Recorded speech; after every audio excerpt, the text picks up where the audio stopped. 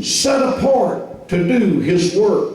How many this morning could say, "Oh, Brother Carter want to be holy. I want to be set apart to do His work. I want to be a sanctuary. I want to be pure and holy, tried and true, and enter His gates with thanksgiving."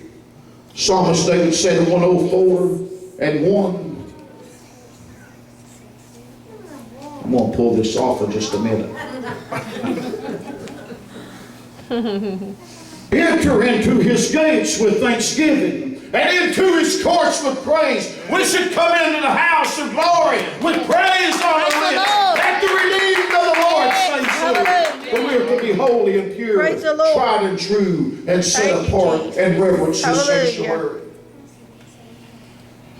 Are you glad to be in the house of the Lord? Yes. Psalmist David said in 122:1, I was glad when they said unto me, "Let us go into the house of the Lord." Why shall I go into the house of God? Isaiah tells us the reason why in Isaiah 2:3. And many people shall go and say, "Come, let us go up unto the mountains of the Most High God, for the house of the Lord of Jacob, and He will teach us of His ways. He will make us in His paths. For out of Zion goeth the law, and the word of the Lord unto Jerusalem," in Isaiah 2:3. So here is the reason why we come to the house of God, to hear the word, to hear the law. For His law, the word is what He lives this morning.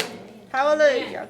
So we see why we come into the house of God, to hear His word, to reverence His sanctuary, to be prepared to be His sanctuary, to be holy and to be set apart. For that's the kind of house God is looking for. I hope we all are in the right house. I believe we are. Amen. For out of Zion goeth forth the law, and out of Zion shall go forth the law and the word from Jerusalem. So we see His ways and His laws here, along with being holy and set apart and reverence and holy. His law, how can we hear the word except we come into the house of God? Praise the Lord. That's why Psalmist David said, I was glad when they said to me, we could come in and we see people surrender to Jesus Christ as the Lord.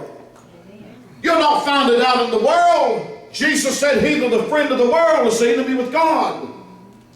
But we see people healed.